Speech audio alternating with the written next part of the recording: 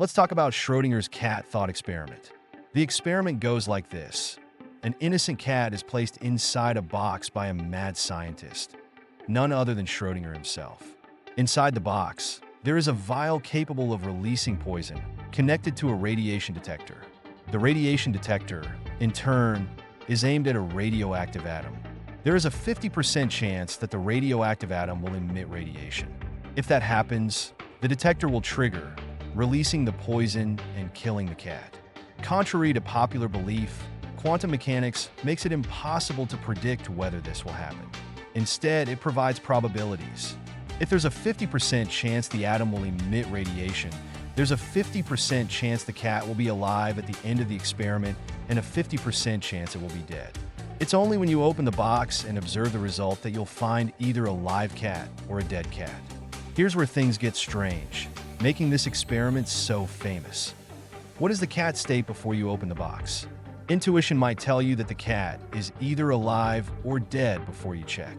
But according to the mathematics of quantum physics, it's impossible to determine whether the cat is alive or dead before you open the box. If we accept quantum mechanics as an accurate description of reality, we must also accept that before opening the box, the cat is both alive and dead simultaneously. This phenomenon is called quantum superposition, a state where multiple possibilities exist simultaneously. In this case, the possibilities are the cat being alive and the cat being dead. If the idea of a cat being alive and dead at the same time sounds strange, congratulations, you've grasped the essence of the thought experiment. It's designed to explore how we interpret quantum physics, mathematical concepts to describe reality. Schrödinger's cat experiment was introduced in a 1935 paper titled On the Current Situation in Quantum Mechanics. The situation Schrödinger referred to was a heated debate about whether quantum mechanics accurately described the microscopic world, and if so, which aspects of the theory were real and which were just useful mathematical tools. The debate started with a paper by three physicists, Boris Podolsky, Nathan Rosen, and the famous Albert Einstein. They criticized the probabilistic nature of quantum mechanics, arguing that while the math worked, it didn't represent reality. For example, quantum theory states that it's impossible to know both the speed and position of a particle simultaneously. You can determine one precisely, but not both. Additionally, quantum mechanics provides only probabilities of possible outcomes. This is the essence of superposition, the state Schrödinger's cat finds itself in, alive and dead simultaneously. The peculiar thing about quantum superposition is that it can't be directly observed. When you try to measure it, the superposition disappears, and you see a single outcome. In the case of Schrödinger's cat, opening the box collapses the superposition, revealing either a live or dead cat. The trio of physicists, now famously known as EPR, argued that this collapse indicated a flaw in quantum mechanics. They believed there must be a more accurate theory that could eliminate uncertainties and probabilities by uncovering hidden variables. According to them, quantum mechanics was mathematically useful, but not a realistic representation of the world. In their view, the cat was already alive or dead before the box was opened, and there should be a theory capable of predicting which outcome was true. Other prominent scientists entered the debate. Niels Bohr, in a response paper, defended quantum mechanics, asserting that despite its strangeness, it was a realistic description of the universe. This clash of ideas between Bohr and Einstein became one of the most famous debates in the history of science, shaping our understanding of quantum mechanics. According to Bohr, the peculiarities of quantum mechanics are an integral part of the theory, essential for explaining the microscopic world. He argued that these oddities are not flaws, but genuine characteristics of the universe itself.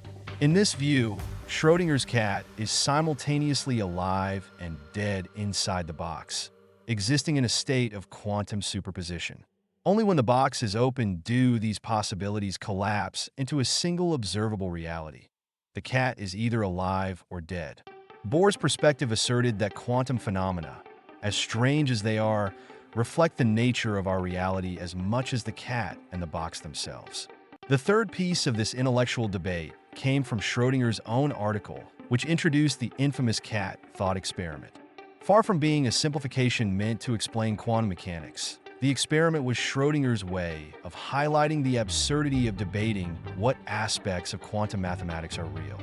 The cat, both alive and dead, was meant to showcase his position.